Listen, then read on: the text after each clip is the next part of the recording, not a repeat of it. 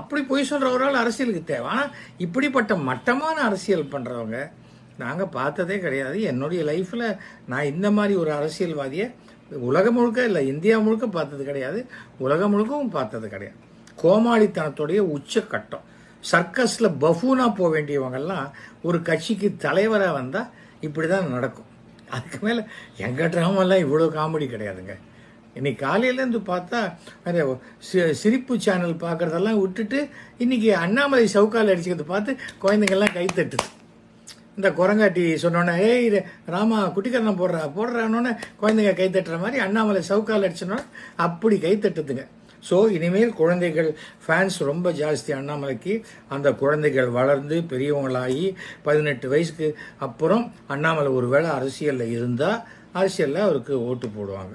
அது வரைக்கும் மாதம் 1 கோடி 1.5 கோடி செலவழிச்சாலும் ஒன்றும் நடக்காது. இனிமேல் செருப்பும் போட்டுக்க முடியாது.